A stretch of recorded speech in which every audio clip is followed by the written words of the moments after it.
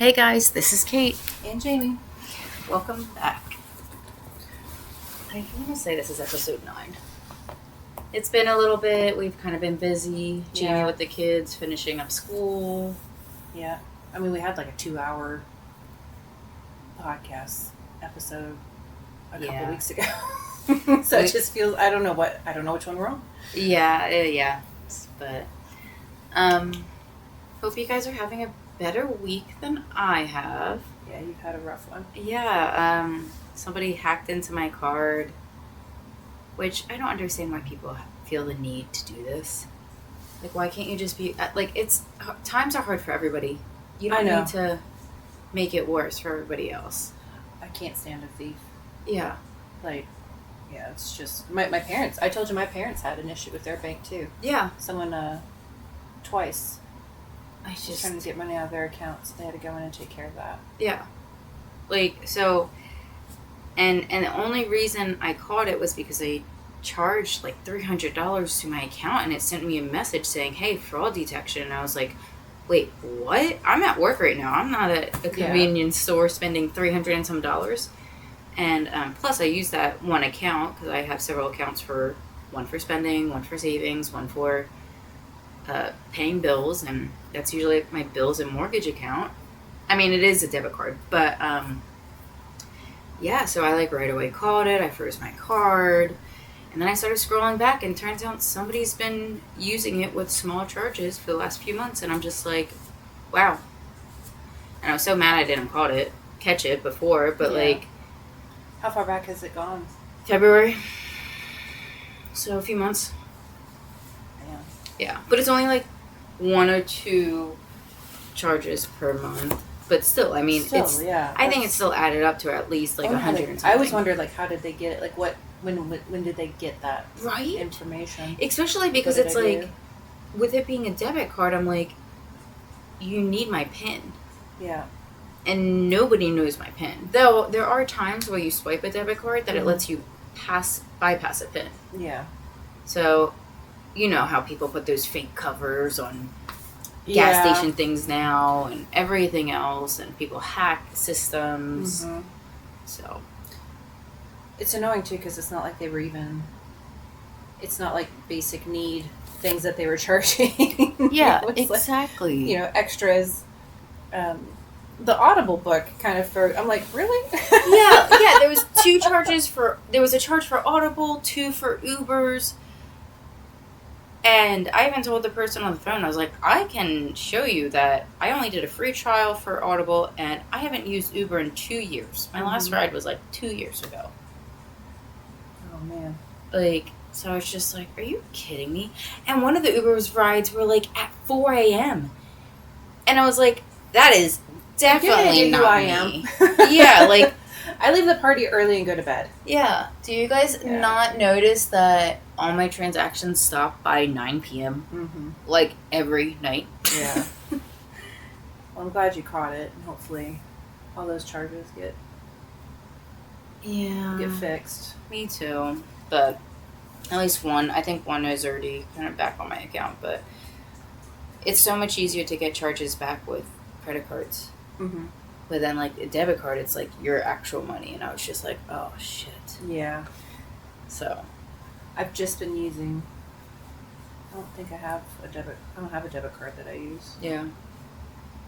I get really, I'm one of those people where if I could, do things in cash and stuff, I probably would. I'm such an old person. I will say I use cash a lot. When I have cash from work, because I serve a few nights a week at a restaurant, when I have cash, let's say if it's a lot, Christmas season, I put that in my bank. Yeah. Or I put it in savings. Yeah, because then I get too nervous carrying cash. Because then it's too much. Mm-hmm.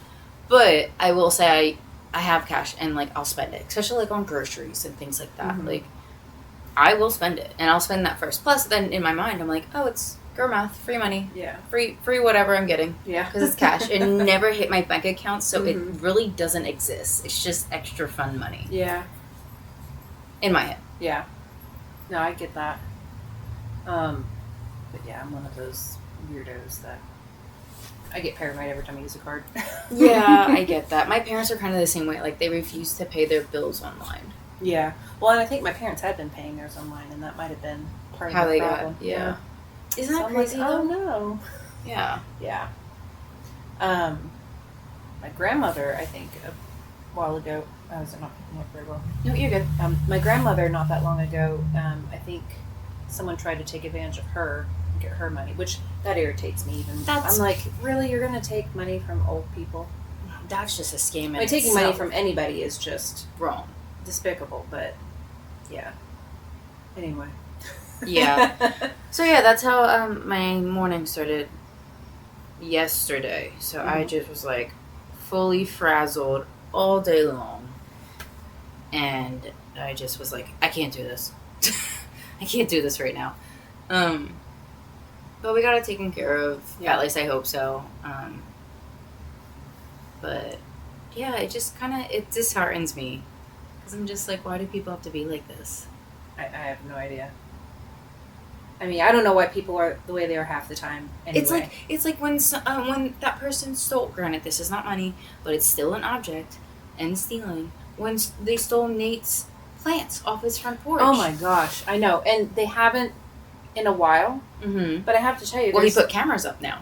He's got cameras and stuff, but like, there's anxiety that, like, I think that's the most maddening thing about it. And I think that's what feels the most. What's the word? Perimenopause is hitting. Mm-hmm. Where you feel like you've been taken advantage of. What's the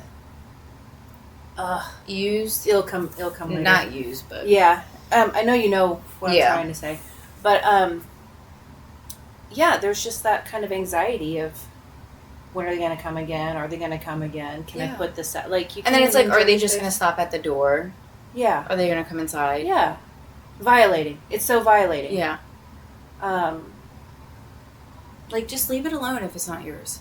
Oh, it's just ridiculous. Especially, like, I get wanting to have somebody's plant on their front porch. I get it, because, like, you see it and it's beautiful. Mm-hmm. Go knock on their door and see if you can ask for a clipping, if it's that big of a deal. Yeah, usually plant people... Like, my mom, I remember we were at a yard sale, and she goes, oh my gosh, I love that. And so she didn't know what it was called, and she goes, I'm going to go knock and ask. So she knocked. She goes, I'm so sorry. She goes, what is this plant called? And the lady told her, she goes, where did you get it? She goes, oh, I've got some seeds you can have. And she, like, ended up standing outside and talking to my mom for a few minutes, gave her some seeds. And that's very much a plant person. And that's all you had to do. Yeah. I was like, and even if she didn't, you know, at the least my mom could have gotten the name.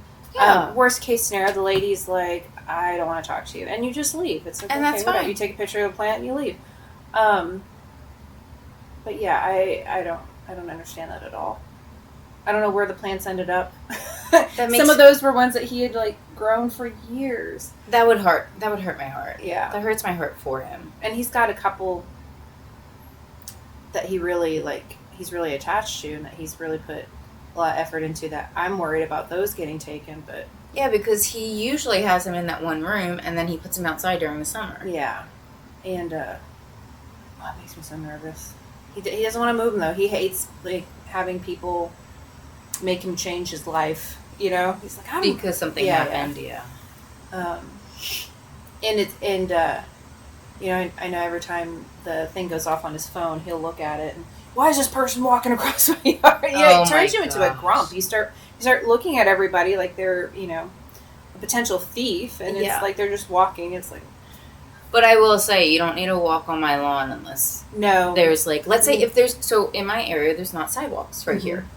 Well, then you just walk on the edge, you know? That, or if there's a car coming and you have a little kid or a dog, fine, walk on my lawn. Yeah. That's perfectly fine. This kid was walking up pretty close to his house. Yes. But we found out, I think it's like 2 houses down, so I think the kid's just cutting across the lawns, kind of taking a diagonal path out to the street, so it's like... But still, I mean... I told Nathan, I was like, I just need to get you a rocking chair. And just yell at people. I know, he's such an old grumpy man already. He's a sweetheart is the thing, and I would hate to see the world turn him into a grump. Yeah.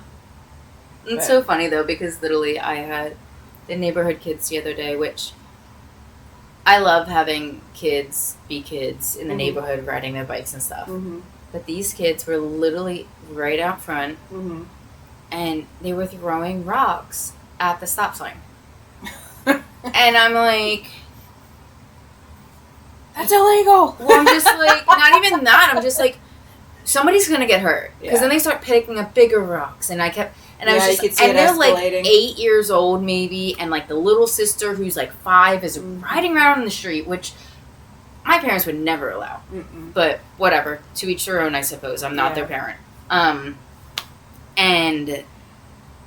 so I was just like, I like called Michael and I was like, I can't yell at them. I'm having anxiety, but I want to yell at them. But also, they had their bike pretty much up on my sidewalk right here. By sidewalk, I mean like my front path, like up to my door. Yeah. And I'm like, really? You didn't have to throw your bike on my front lawn. So yeah, I mean, I said something to him. He heard me on the phone because I kept him on the phone. He was like, that wasn't even mean. He was like, you pretty much told them it's okay what they're doing, but be careful. And I was just like, well, I just didn't want to yell at them. It wasn't that I was afraid of yelling at the kids. It was afraid that the parents would come back at me. Yeah. And be like, you yelled at my child. Yeah, well, because parents nowadays are crazy. I mean, they always have been. Well, like, I've always, with my kids, I'm like, if you act a fool and someone gets on you in public, then that's your fault. Then, what were you doing? Yeah. Now, don't lay hands on my kid, obviously, but don't be acting, like you weren't raised right either.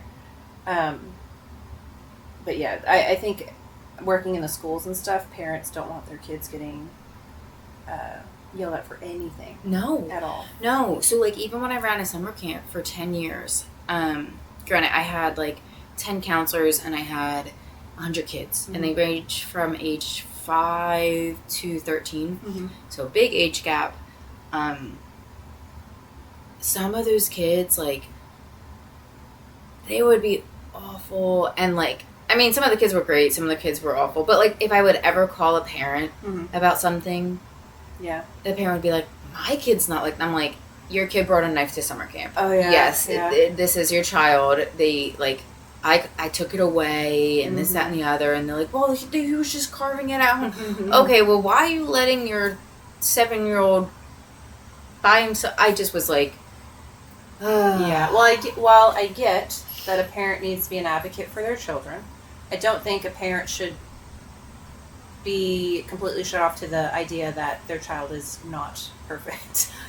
Like, some of them just refuse to believe, and it's like, I don't know what to tell you. Like, and plus also, if your kid's a repeat offender, at some point I would think...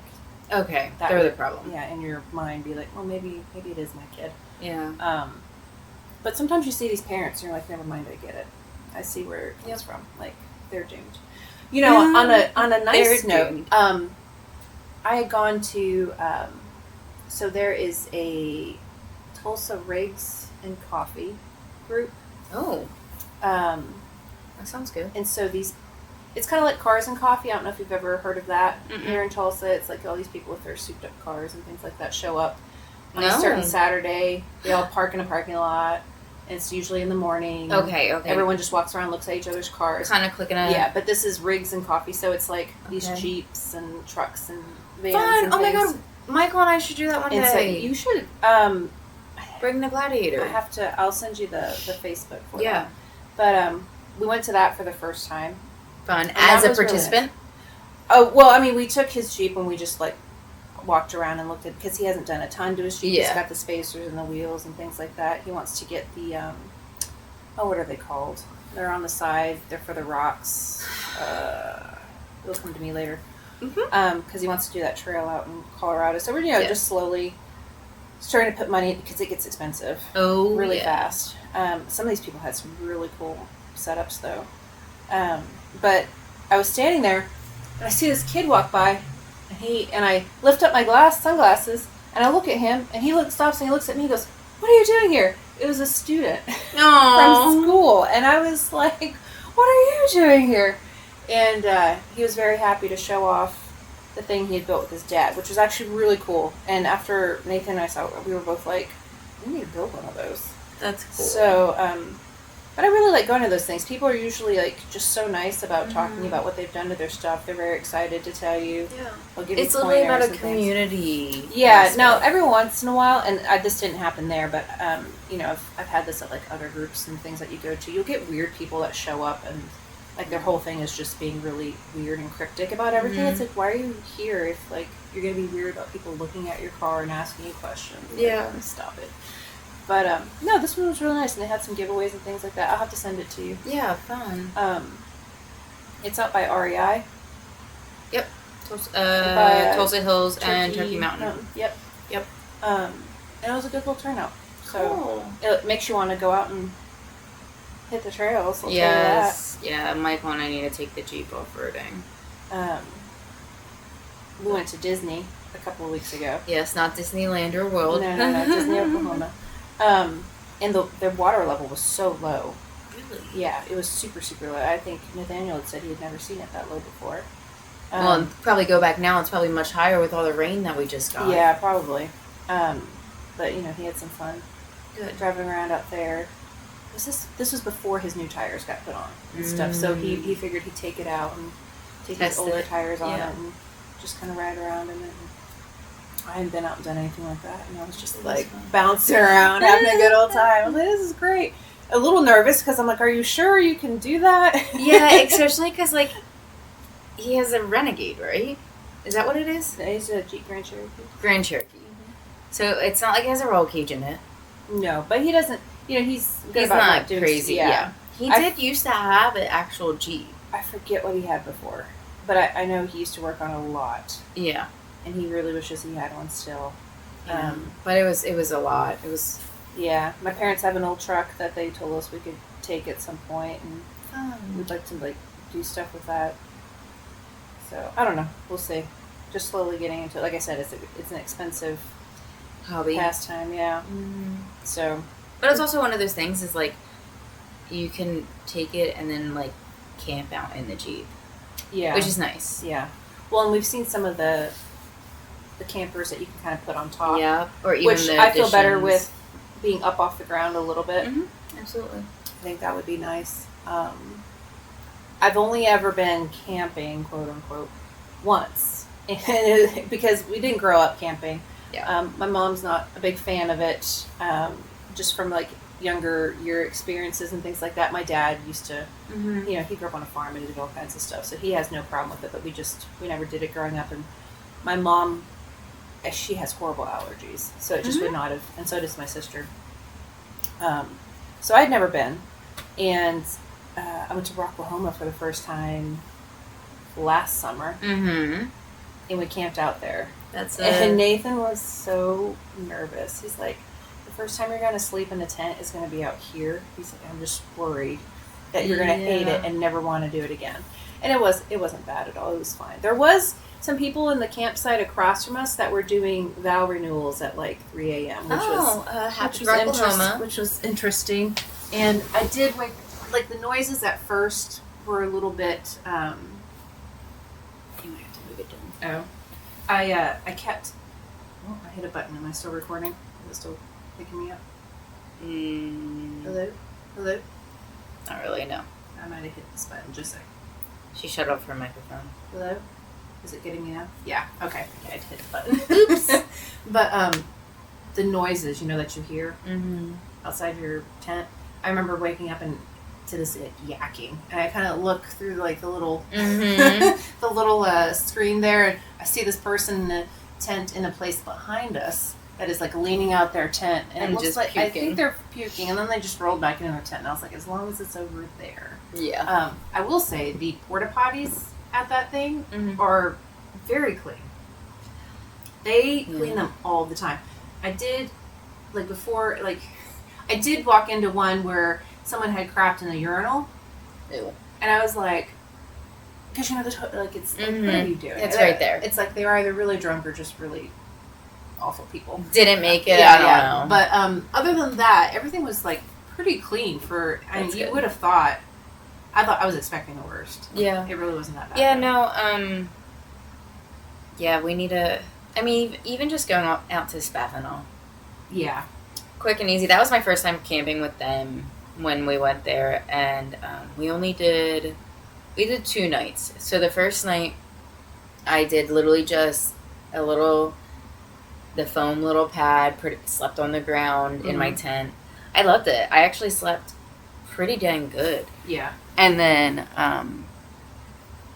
I was like, okay, well, I think Rachel had Tony had a second blow up mattress. So I was like, sure, I'll take it. Why not? Just get me off the ground a little bit. Yeah.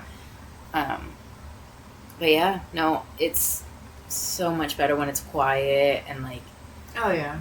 Like if I could hear the water and stuff. Yeah. And it wasn't that, like there was one point where it rained, I think that second day of Rocklahoma, and that was kind of nice just listening to it on the tent and everything. Yeah.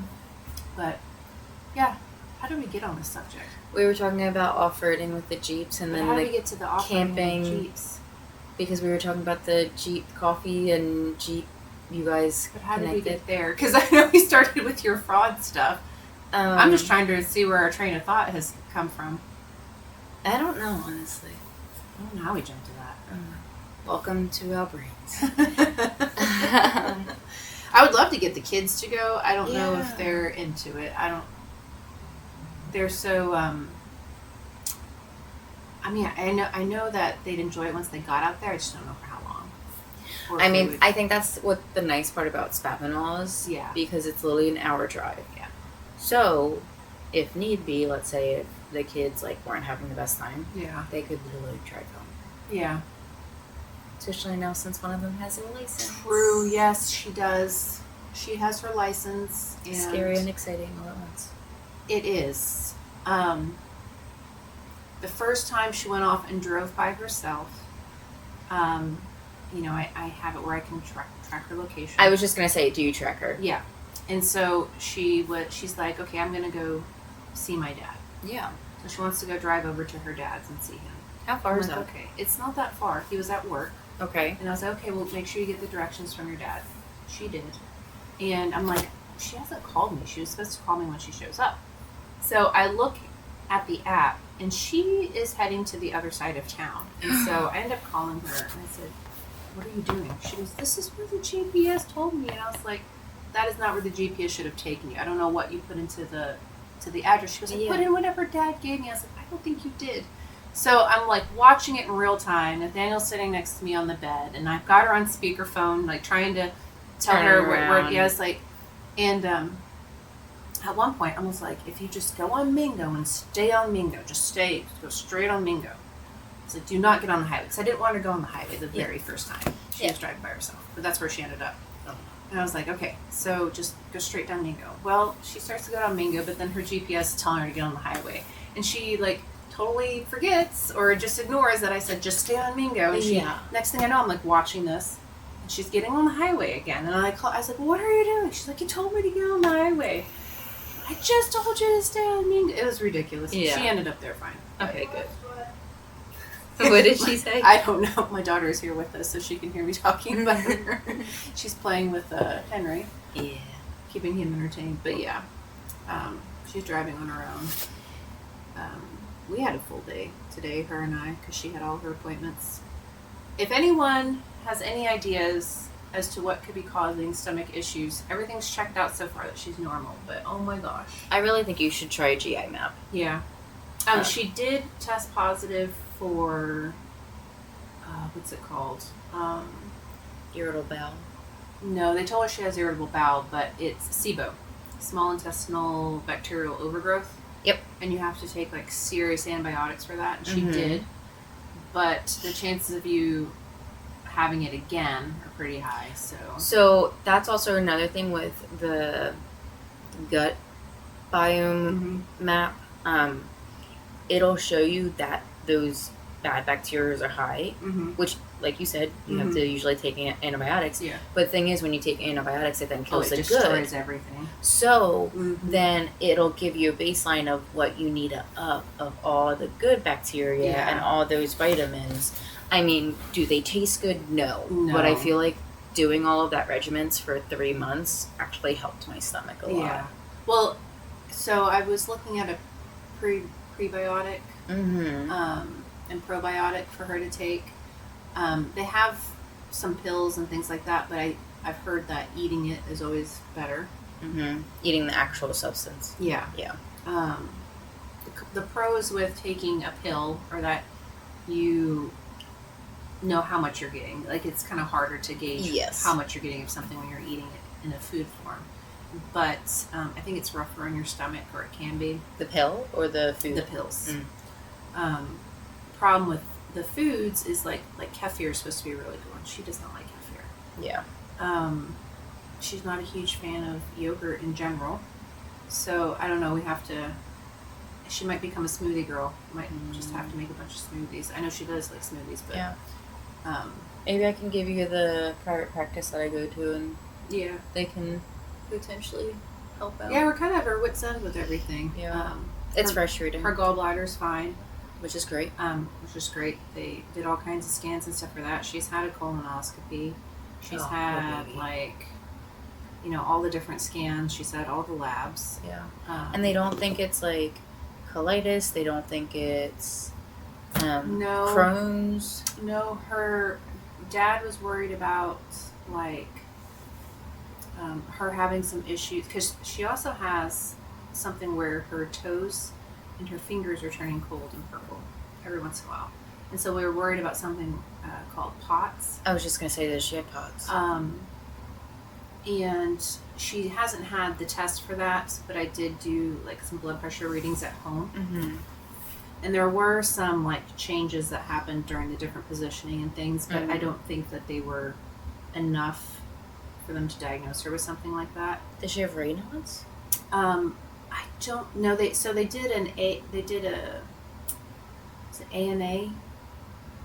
They tested for some of that stuff. Yeah, it is ANA for.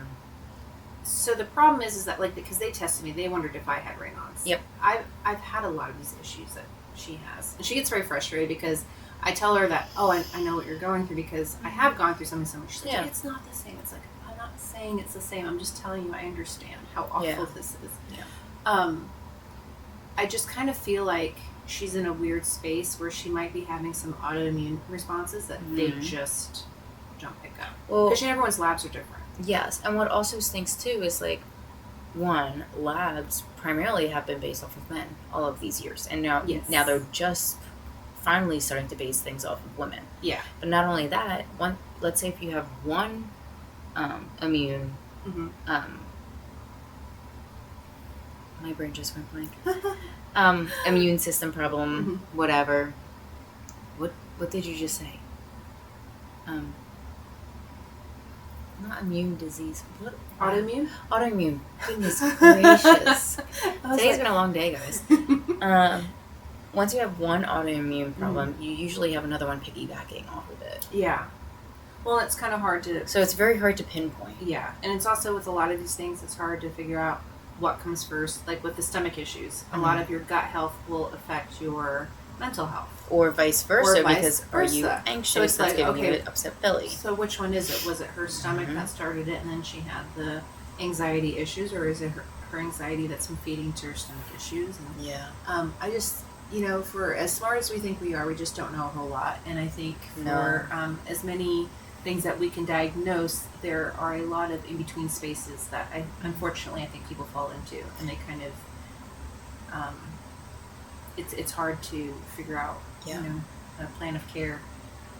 They've tried her on different really, really low doses of anti-anxiety meds, and for as low as they are, they have big effects. She won't be on them but for a day or two, and she's like, oh my gosh, and I'm like, no, you're not going to be on these. I think she's kind of like me, where they had tried to do something like that too, and I did not feel like myself at all. It was ridiculous. Mentally, nothing should have really happened because it was such a low dose, but I know her grandmother is really sensitive to meds. I am too, not to the same degree that my mom is, but I think she might be. Yeah. It doesn't take much for her. So, and she's young, so it's like she's going through. I just feel like you factor everything in, and it's just you factor hormones, her age, just I don't know. It's so right now I'm just. The fact that she's a teenager too, it's hard to get her to stick to a really strict diet. It's also hard to just get her to go to the doctors too. Yeah. She thinks she eats fine enough, and she thinks she sleeps fine enough, except she don't. Yeah. She thinks she exercises enough, she doesn't. Yeah. But, it's frustrating. She just wants to be a teenager, and it's, she's got all these things weighing her down all the time, so. I get it. I grew up like that. Yeah. So I've always had health problems left and right. My migraines and my surgeries over the years and everything else. So it's just kind of like, and it's frustrating when they can't pinpoint things. And then they're just like, here, try this medicine. Yeah. Let's see if I can just put a Band-Aid on it. No, I want you to get to the freaking root of the problem. Yeah. Yeah, when they told her she's just got like IBS, I'm like, that means you don't know what's going on. Yeah. That means we've run out of options of what could be happening. But she was getting so much pain on this right side that they were just concerned about the gallbladder. But what about the appendix? That would be the lower right quadrant, and but it was higher. Yeah, it was higher. She's had the lower pain as well, but she didn't have any of the rebound tenderness that I'd worried about with it. She didn't have a fever. Yep. That's not to say that... And it's constant. Yeah, and that's not to say that it couldn't be inflamed, but she's had so many different labs done, I imagine some of her counts would be off if she did have some kind of inflammatory process going on with that. I think some people just can feel the intestinal stuff a lot more than others. They're just way more aware of it. She's like, I can feel when it's like everything's moving through. Yeah. And I think some people, unfortunately, they go through life and they're just like, what? I have no idea, like what's going on. So yeah. The body's a crazy thing. And unfortunately, it's and everyone's not studied. a little different. Yep, it's not studied too well in women. We're getting there. One day at a time, I suppose. Yeah. But so yeah, I don't know. If anyone has any ideas, throw them out there. It's definitely frustrating, but I definitely recommend a GI map. It's stupid expensive, but could be worth it, Yeah. So any answer is an answer, right? At this rate, like when they constantly just are like, oh, well, I don't know. Yeah. Well, she's supposed to start because her physician was considering maybe she's got a little bit of a SIBO thing again. Insurance would not cover the meds she needed. Of course not. And it was like $1,700. And I'm like, man, because she had a different insurance before it. Stuff has changed since the first time she took it, and they covered it the first time. It took a bit, but they finally covered it. This time they're like, no, we won't cover it. Something about non-formulary or whatever. So I called the doctor and I was like, hey, is there anything else she can take? So they're like, well, we can do these 2 antibiotics. Oh. And I'm just like, man. And all I can think of is like what you said. They're just going to kill all the good stuff that she might have going on. And so I'm trying to plan with her. And then it's like you have to just be aware of being a female and just antibiotics and then getting yeast infections and everything else. And it's just...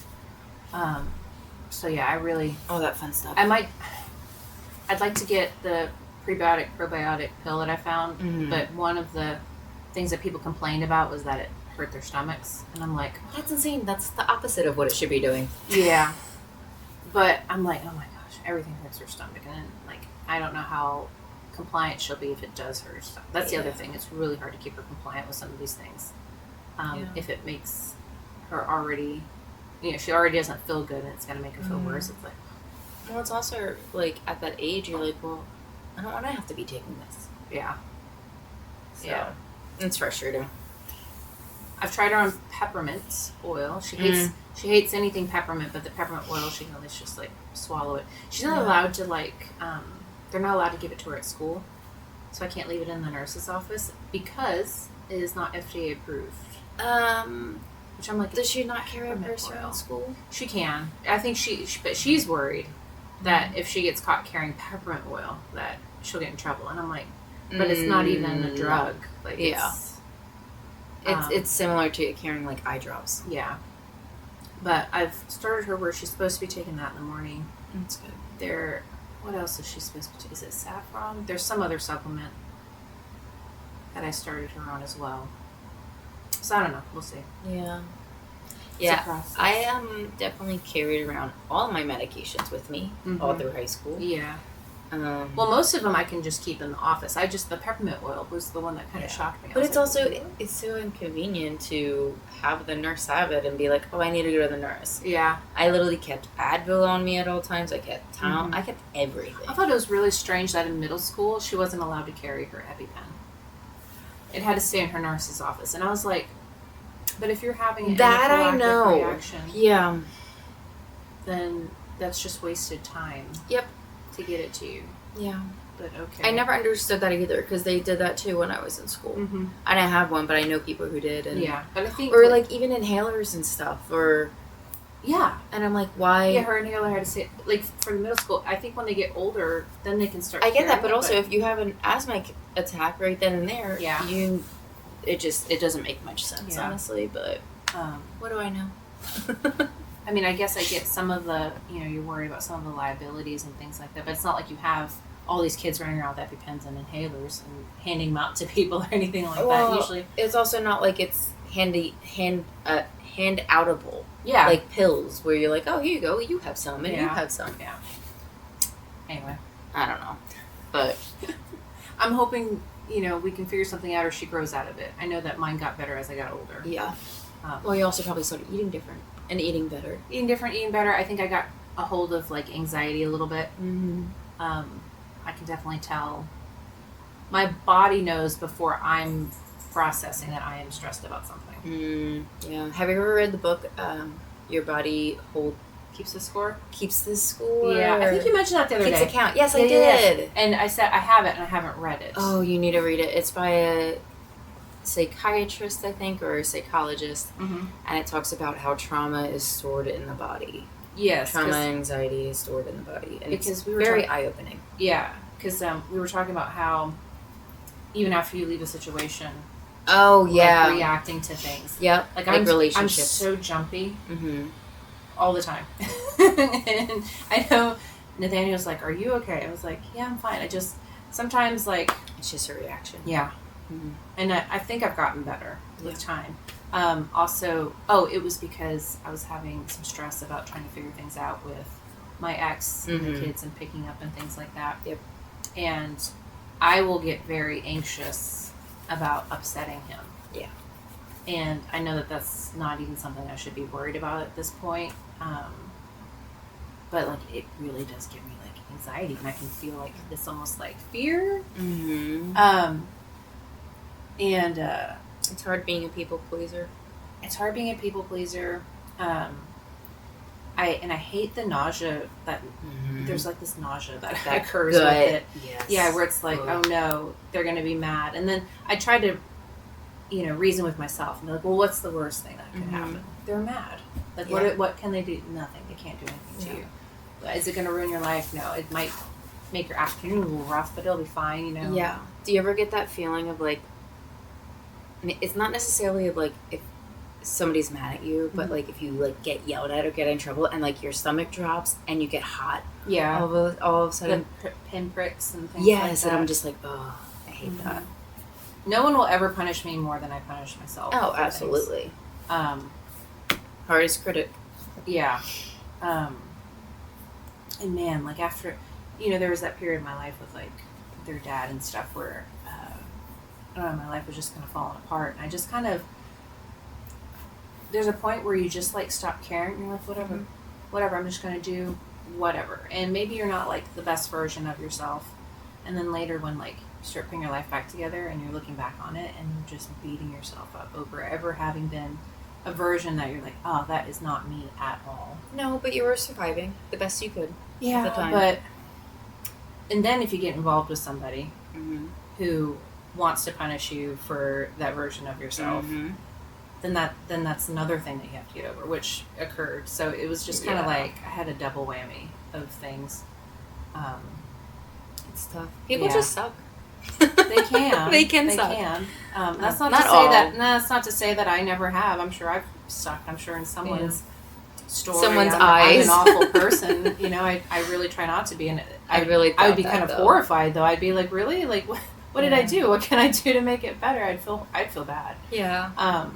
I doubt that though. You're one of the kindest people I've met. So. Oh gosh. Absolutely. I'm always sitting there thinking. I'm so mean. No. I feel mean. I know I can be mean. I'm so straightforward and blunt sometimes that I'm like, oh, that sounded kind of mean. After I said it, I'm like, oh, fuck. Maybe I shouldn't have said that. I wonder what my kids would say. Yeah. I know that they think that I was having a discussion. I call it a discussion, not an argument, because there was a back and forth and an acknowledgement of feelings. But at one point, my daughter was like, you're mad. And I wasn't mad, but I was like... amped up. I was talking, you know, and I was like, well, so, you know, I have feelings too. Yeah. I was like, I'm not mad though. I was like, and I'm trying to speak as by the end of it, I was speaking very monotone and like, and I don't know if it helped. I don't think it helped her at all, because in her head she's like, no, you're angry. And yeah, you changed your tone of your voice. Oh my gosh. Yeah, you know, I don't think anything I could have done in that moment would have changed her mind about me being angry. She was just convinced I was angry, and it's like, I think it's hardest for people to understand that you can disagree. Yes. It's okay to see differently. And that doesn't mean the other person hates you. No. Or that they're angry. I mean, I feel like all these things get lumped into anger when it's more like, well, no, we're just not agreeing, or, you know, maybe I feel a little bit disappointed, or I wanted it done this way, or I would have preferred it that way, but that doesn't, like... It doesn't mean I'm angry. Yeah. I just... maybe I wouldn't have stacked the dishwasher that way. Yeah. And is it necessarily wrong? No. But is it the most efficient way? No. Yeah. That's one thing that we always... I'm like, what? There were so many other spots. I don't even remember what sparked that discussion. Yeah. It happens. She's 16, so there's a lot of discussions anymore. Yeah. She's very... oh my gosh. She's her own person. She's her own person. I love her to death, but she probably also makes me cry the most. Yeah, it's also... I think there's so much pressure. Yeah. Because you're worried about them. You are worried about them coming to their own. I think she is under the impression that I don't want her to be independent, and that is not the case at all. I want her to be independent for sure. I don't want her to be a baby her whole life. I think it'll feel like that until she's grown and she looks back. It's like, do you want me to just like kick you out? Yeah. Of the nest completely? Like, yeah. No. I'm gonna make sure you do it safely. Like, So yeah, there's that struggle, and I guess I have to remember, just because she's disagreeing with me, that's not the end of the world, and she's not some rebellious like teenager that's gonna go off the deep end and like take off on me. But also, you got to keep in mind, this is your first time parenting.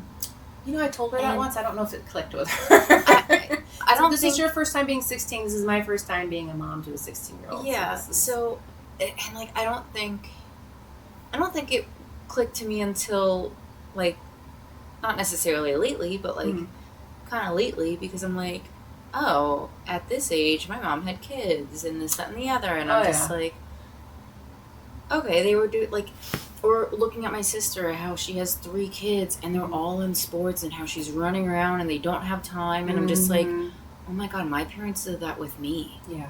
And me and my sisters. And I'm just like, and they both were full-time workers, like blue-collar jobs. And I feel like, granted, things were way more affordable back then. But when you think about the time, the energy, the emotional stress of all of it, being an adult now, you're like, that was their first time doing all of that too. Like, no, I try to remember my mom at 45. Like, they're doing their best. Yeah. They did their best. Did they always do it the best way? Maybe not.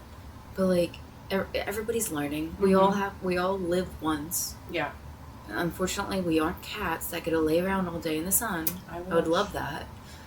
But that have 9 lives. But no, I mean, we're all just kind of doing this thing called life, and you're this is your first time parenting. Yeah. Well, and I like looking back on my parents. You know, I don't hold anything against them. I try to give them lots of grace. Like I said, I know that they were trying their best. Sometimes it's easier said than done. But I know, being a parent myself and thinking, oh God, you know, every time you make a decision, like, am I screwing my kid up? Is this the right thing to do? Or, you know, because you're human, like, oh gosh, I lost my temper. I shouldn't have lost my temper. Like, are they going to remember that for the rest of their lives? And this is going to be a pivotal moment that they talk to a therapist about. And they're like, yeah, your mom's a narcissist. You know, like, am I going to be like the subject of like, you know, years of therapy? No. So I'm hoping that like, that my kids afford me the grace that I feel like I've also given them. I just think there needs to be a lot more grace that goes around. I think if we did that, then the world would be a much better place. But but it's also hard for them to understand. Oh yeah, because their biggest thing are grades in sports right now, or grades in band, and it's like sometimes it's not even grades. They a lot of time, like I feel like a lot of friends and their phone. Yeah, like phones. Don't even get me started on phones. Yeah, but it's just I feel like I did not appreciate my parents well enough until I moved away, like out of state, really far away, and I was like, oh, this is fun. Yeah, like there's a lot more bills in the world than you think when you own a house or rent an apartment. Yeah, like there's a lot that I'm not saying all parents, but some parents put up with, or do for their kids. Well, what was it that it must have been like a TikTok or something. It was talking about how, like, by the time you graduate and go to school, like, that's the most time you're ever going to have spent with your parents for the rest of your life. Because you've moved on. You're going to have your own life. Yeah, isn't that crazy? Like, you're never going to have as much time with your parents as you did up to this point. Unless, I will say, like, unless my best friend at home, her and her family are so close together that, like, one of them moved to Jersey. So then the parents now moved to Jersey, like right on that street. The sister now is moving there, and she's moved. And that was the dream. They do vacations all the time. Yeah. They see each other.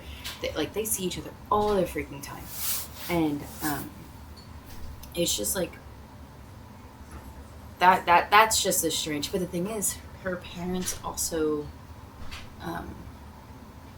they did their own thing too when they had them as kids. Yeah, they kind of like let them be like, okay, whatever, like, we're going on vacation, your sister's gonna watch you for the next few days, like, kind of things like that. Or so I mean, they weren't as present. They're very laid back parents. I mean, the kids are great.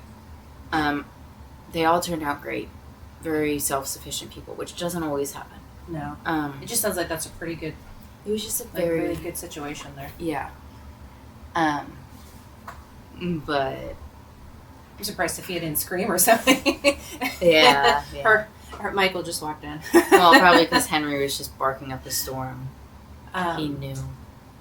But that was like my parents are only a couple hours away, but it's not like I can just go see them anytime. It's still like, you know, that's like 4 hours there and back. Well, luckily now you have summers off. Yeah. So you have the same schedule as the kids, and you guys can go and visit, which is really nice. It is nice. I feel like that's a happy distance and a good distance away. I mean, I'm 2,000 miles away from my parents, so I see them maybe once a year. I talk to my mom or dad probably once every week or 2 weeks, give or take, depending on what's going on. Dad is usually if something's going wrong or I need help fixing something. Mom is usually, hey, what's going on? She's working on retiring, so checking up on how that's going. Yeah. Things like that.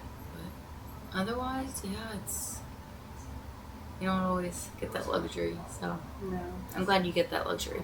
Yeah, I know when I lived in Jersey for those 2 years, I only saw them like once. It's hard. It's hard to come home when you're that far. Yeah, it is.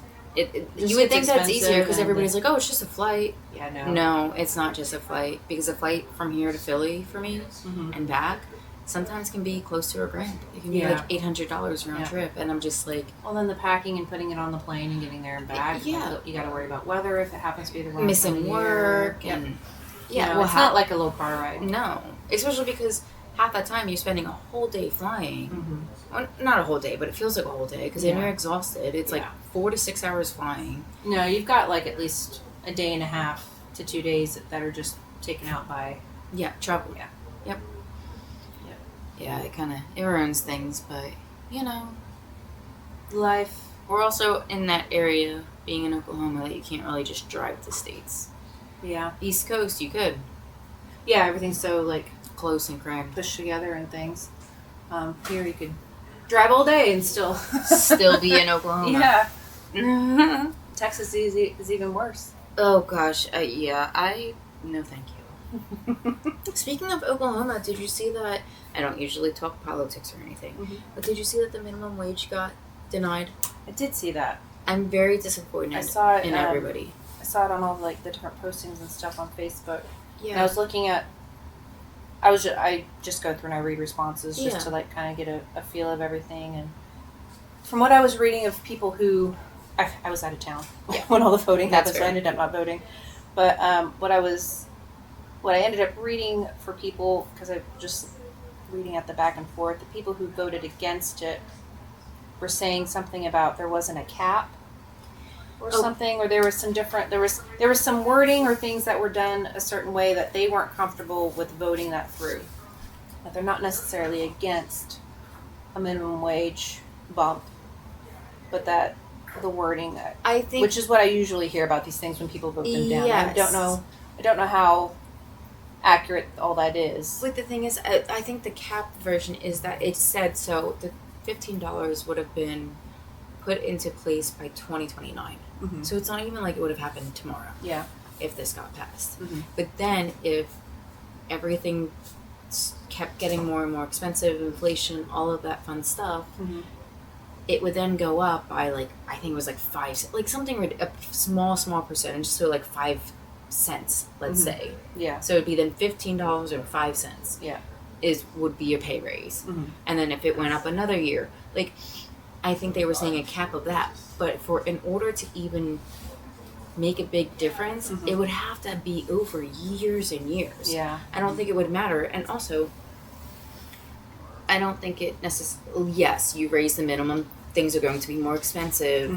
Smaller businesses can't pay people lower prices or lower wages to keep their places afloat. But again, how is that fair to anybody else when $7 an hour does not even pay for anything? Yeah. And it's way below poverty line. Yeah. I mean, honestly, $15 an hour doesn't pay for shit either. No, I don't even get paid that working at the school. Really? Whoa. No. Which I've been fine with, just because, with the other things that come in and stuff, yes. I'm okay with it for now. Yes. I'm just kind of getting back into the workforce after having been a stay-at-home mom with them for so long. But yeah, I know I've thought about this would not work as a sole income. Yeah. And so that's been eye-opening. I do think that it's scary. Yeah, I do think that there needs to be. I'm surprised. I was shocked to hear that it was still 7. I really thought it was more than that. I didn't think it was 7 either, but that's just Oklahoma. Yeah, I thought it was more than that, to be honest. Yeah. Now I do think that the other thing that I'd seen were people talking about how you've got these entry-level positions, so they're obviously not going to be paid for the higher positions, and I'm like, yeah, that's fair. I was like, but at some point I would feel like things do need to trend upward. I think the problem with what they were proposing is just such a big jump, and I think people don't like big changes overnight. I think it would have to be a smaller change. But I don't even think it's a big jump, because that's still 3 years away. I know, but I don't think people are even when you do say it like that, I almost think that you have to be we're going to raise it by $2. Yeah, you have to be straightforward, no frills, very conservative with your efforts. Yeah.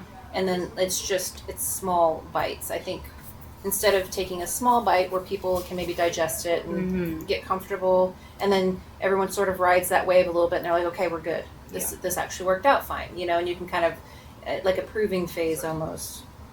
Then maybe you can do a little bit more. I think, they're doing a jump. Baby steps. And, where that might make sense, on paper, I think just in general with general population and stuff like that, I just think people aren't comfortable with it. I'd like to think, I don't think that it's a general, I don't want to pay these people more. I'm sure there's people that are like that.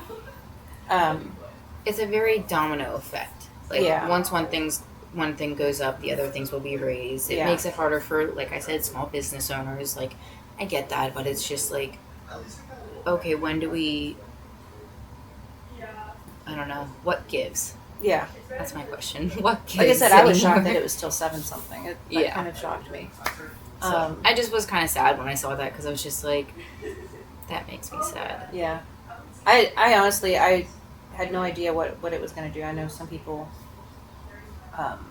were very, like, weren't even worried about it. They're like, no, it will pass. And yeah. I think some people were just very hopeful. I think I also read that 3 out of 4 people don't even bother voting. Yeah. So, well, that's the thing, too. Like, I don't even know if Michael's even registered to vote here. Yeah. Because since he's technically on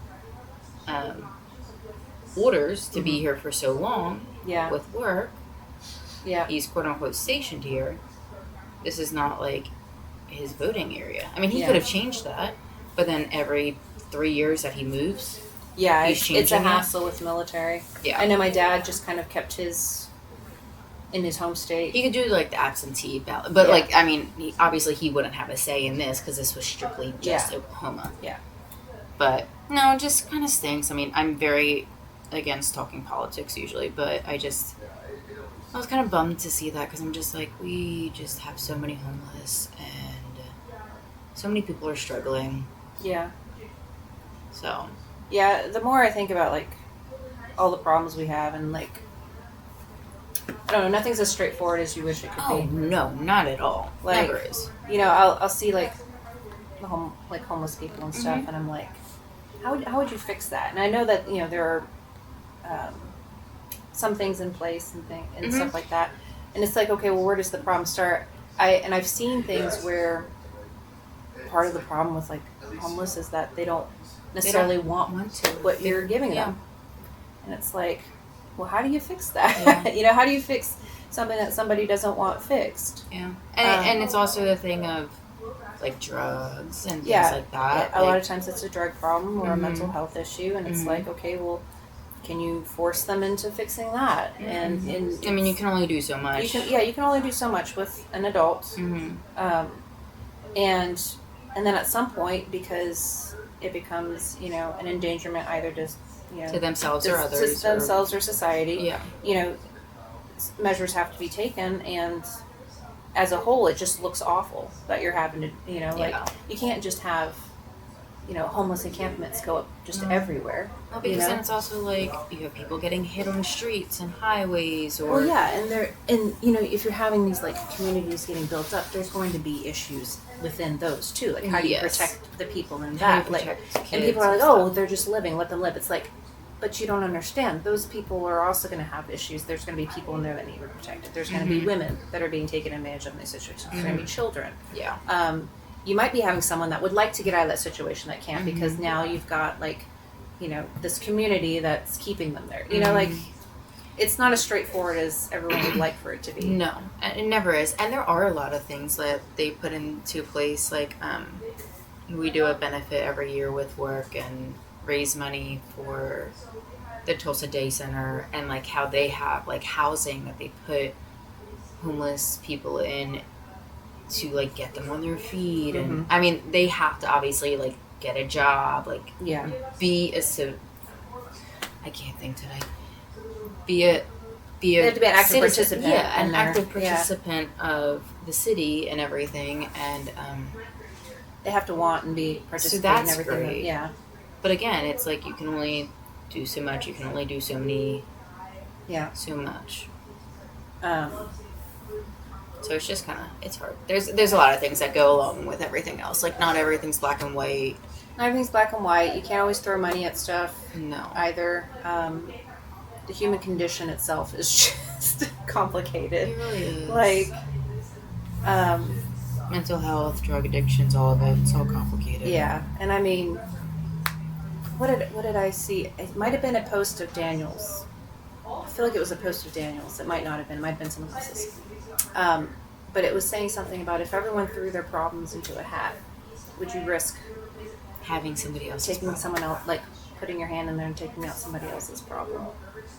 And I'm just like, it kind of throws your situation into perspective a little bit. Like, you know, the problems that I see that I have in my life that I feel like, weigh me down or anxiety inducing.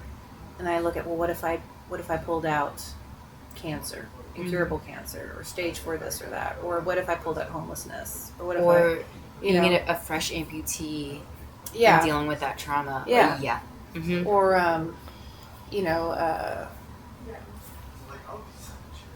lost job, or there's just all kinds of things, and you're like, I don't know if I could handle that right. And you realize that everyone's got their something. Own, even the people that you think have it all. It's just, I don't know, life works its way. Yeah. And you can't believe social media. You cannot believe social post media. all these great things, and it looks all fancy and shiny and fantastic. Yeah. Well, and something that I see a lot of people talk about is like, people have money, like they don't have any problems, and it's like, they probably have problems, but they probably can solve some of those problems. They can probably solve some of those problems, but at the same time, there are things like you look at how people got that money. Mm-hmm. A lot of times it's they work and their family falls to the wayside. Yep. And a lot of times their families are not. I was just going to say the families are not families. Families are not in good shape. And, that's something, once it's broken, that's really hard to fix. Yeah. So it's like, there's a sacrifice with everything. There's sacrifices with everything. I'm not saying that some people don't just skate through life and you're like, I cannot believe they made it through doing everything that they did. There's definitely those lucky few. Something's going to happen to them on the other side. It's just got it, They got that money on the tree every year at Christmas or whatever. I don't know. Yeah, it's life's complicated. I'd like to think that if I came into money, I'd take care of my own and like do what I could with it.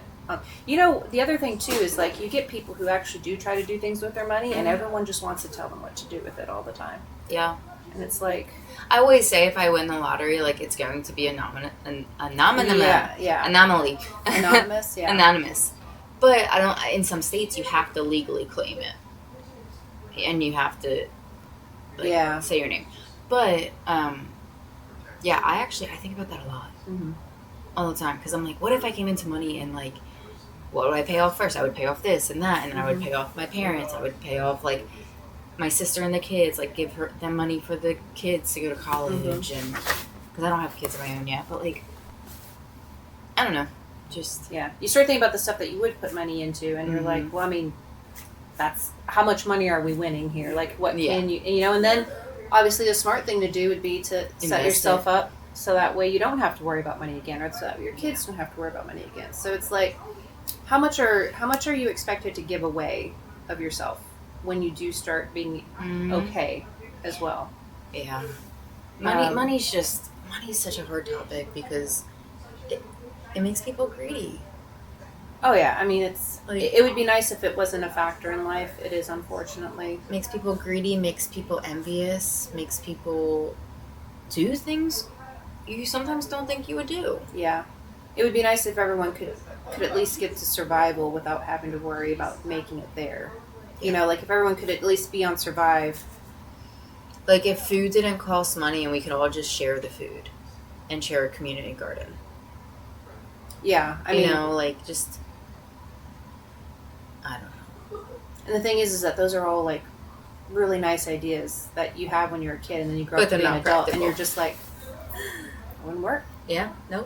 People aren't going to work for free. They got to get paid. Yeah. You'd like to think that a system where people would be kind enough and do that system of helping out, and you give your way, I give my way, and I mean, people are always going to be the solution and the problem. Oh, for sure. Because you can't control the goodness of people. You can't control that everyone's going to actually play by all the rules or do what they're supposed to do. The people that are on both sides that are in power, play what they can to their advantage. Yeah. Both sides. And it just kind of feels like a rigged game sometimes. Yeah. I feel like a fault of myself, but also not a fault of myself, is that I see such good in people. Like, I try to see the good and before I see the bad. Mm-hmm. But I'm like, it just disappoints me sometimes. Because, I know that, there's just some people who aren't the best. Yeah. Oh, you got to be careful with social media anymore because feel like I'm pretty optimistic. Mm-hmm. I know that like a lot of pessimists like to call themselves realists. Mm-hmm. And I'm like, you can be a realist but be a little bit optimistic. Like, you don't have to be a Debbie Downer. Yeah, you can fall on either side of this. Yeah. So I try to be optimistic. But if I go on the internet for too long, I just start losing my faith in people altogether. And I'm like, I don't know if it's worth helping people half the time. Like, am I going to get myself killed helping somebody? Mm-hmm. You know, you see people responding really awfully to things. I don't know. Yeah. Yeah, I actually saw this video of, literally right before you got here, of this dad taking his 2 little girls in the women's bathroom mm-hmm. to go to the bathroom. Mm-hmm. And the woman employee was fine with it, but a male customer was, like, cursing him out about it.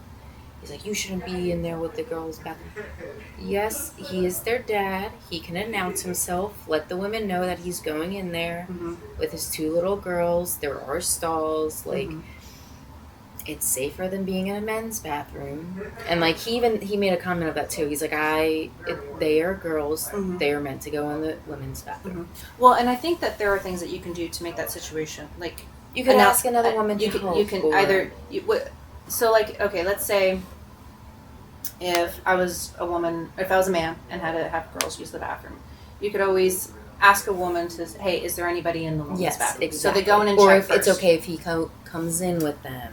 Like, you could always prop the door open and wait for your daughters while they go. Like, it's not like they're going to be in there for hours. We're just going to use the bathroom. And, like, anybody who comes... Like, if I were to see a man propping the door up and be like, listen, my daughters are in there using the bathroom, mm-hmm. I'd be like, I will wait until they are done and you leave with them. And that's fine. That way, we're all comfortable. I'm not uncomfortable that a man's standing there, and you're comfortable that your daughters are in there, and you know who... So I feel like everybody could give a little bit in those situations. I don't think it's a straight black and white, like, a man should never... No, a man could ask somebody to help out. Yes. Well, it's also like... He's not asking to go in there when everybody's there so he can watch them go. Yes. He's literally going in there for the safety of his children. Yeah. And like I said, he shouldn't be going in there unannounced. No. Like it's his space either. But no. Like I said, if you say, hey, is it okay if my daughters go in there and I'm waiting for them? Yeah. Can you prop the door open maybe? That way maybe... have the restroom be off limits just for a second while my daughters use it mm-hmm. and then come back out. I feel like everyone should be understanding in that situation. Yeah. So I was just like, and I just was like, come on, dude. Like about the other guy, like screaming at him. The little girl's crying because she thinks she's in trouble. Yeah. And I was just like, I have to remind myself too with the internet is that like not everything's real. Not everything's real, and it's like I need to know the whole story because anybody can cut a video. And make it look horrible. There was a basketball video where it looked like this basketball player had made this kid cry by being rude, and I was like, oh, that's horrible. Scroll down a little bit more. I actually see the whole video, and I'm like, oh, you didn't make that kid cry. Yes. It's like, oh, no, there's definitely like a whole thing. I hate the internet, man. I love it for information. Like when I need to Google something weird, like like I told you, how long can chili stay in the fridge for? Oh my god, I can't believe please tell me he didn't eat it. I don't know. I told him, I was like, I'd like to say that because nothing's growing on it and it stayed very cold and it still smells okay, that it might be fine. But I was like, Google is telling me no. I'd hate for you to get sick. I would just throw it away. My thing is that I've taken all the food classes and stuff with being in the service industry, and I'm just like... I gotta tell you, though. Okay, there's this thing on the internet where it's like you're not supposed to have rice for... I can't remember what it is. It's such a short amount of time that you're supposed to be allowed to have rice in the fridge, or you're not supposed to reheat rice or something. But it lasts in there for like a week. I have grown up eating rice, and I'm just like, that one, and every Asian that I know that has seen that, they're like, Michael has said the bunch of bull. What do you mean I'm going to throw out rice after like a day? I don't think so. That rice is good for a week. In fact, I'll make the best fried rice with that in a couple of days. Yep, if you just exactly. Eat it. So it's like, I know some of that stuff's a grain of salt, but more than a week, I get a little, a little iffy. I don't know. Well, it's also like Michael's like, you better get ready because like, in Laos everything's different. Like food's you're sitting out, everybody's eating off the table. They aren't going to throw it out or away. Yeah. So I'm like, all right. I imagine if you heat it enough, maybe. Yes, as long as it's cooked properly, it should. If it's cooked properly the first time and reheated Well, the second time, I just don't want it. I'd rather he not. But Yeah. I don't know. You'll be getting the call that he's sick. He didn't text me back, so he thought he was reheating some ravioli that I sent home with him. Some leftover ravioli. And he said, I'd accidentally heated up the chili. And he's like, do you think that's still good? I was like, that's been a couple of weeks. Yeah, I think. I was like, I'm not even for sure how long ago that was, so I don't know. Crazy. Yeah, I would throw it out because I'd hate to be the one to make him sick. Yes, but I also hate wasting food. I do too. I was going to get a composter the other week, and the deal on Facebook Marketplace fell through, which they're really not that expensive, but this deal was like, oh my god. But anyhow, I would feel so much better getting a composter because then I'm like, I'm not just throwing out the food. I'm then putting it in my garden. That's then making more food and flowers and this, that, and the problem other. with that is I want it away from my house. Yes. Because I do not, like, as much as I love... They smell. Raccoons and possums and things like that, I don't want them, like, at your migrating into my house. Like, they're fine. Nathan will leave chicken scraps. Really? Outside. Like, if we get a rotisserie chicken, he takes, like, the bones and stuff and he puts them out. And sometimes the feral cats will go if he leaves it in the front, and there's a possum or two that he thinks is living in a shed in the backyard. Oh, my goodness. That he catches on camera. It's an all-white one. It's, like, must be old. I think it's really cute. It's so funny. My friend Morgan, she, her and her fiance they have a lake house, and they have a fox she's been feeding them, and she loves it. He's not so fond of it, but it cracks me up because she's naming them, and like there's a fox, there's 2 raccoons, there's 2 squirrels, and all this stuff. Yep. Which I would love, but I'm also like you said. Yeah, like I need them on the perimeter. Yeah, because I understand that they are animals and I am people. So. Yeah, I would. Hey, if you want to kill the moles or voles or whatever the hell they are tearing up my yard, please go ahead. I will say I have done everything nice. I have not killed them yet. I have just done all the deterrents. Deterrents, yeah. That like the smells, the sounds. They are destroying. I mean, my lawn doesn't look destroyed. You walk on it though, the ground collapses underneath your feet. No, it sucks when you try to do everything humanely and they're just not getting the hint, and you're like, yes, and you're like, I don't want to kill you. Don't make me kill you. And then you're like struggling with the whole like, the animals don't know, you know, and here we are, people just populating this earth, and we're trying to live in harmony, but like, can you live like over there in the woods? And I would so put an owl house up on my garage, but then Henry is 4 pounds, and that owl would eat Henry. Yeah. And there has already been a time where I've already had an owl swoop down with Henry in my arms. So, I don't know. Yeah. It's hard. It's hard to be a human and a lover of animals and everything else. Balance. I swear, that's like the lesson that you're constantly having to learn and teach yourself and reteach yourself is balance. For sure. And it's very hard. It's hard to balance life and fun and friends and family and work and sleep. All of it. All of it. Yep. But I hope with some balance, you guys are able to find some balance and listen to us. Yeah. Once in a while. Because why not? Thank you guys for tuning in. Bye. Bye.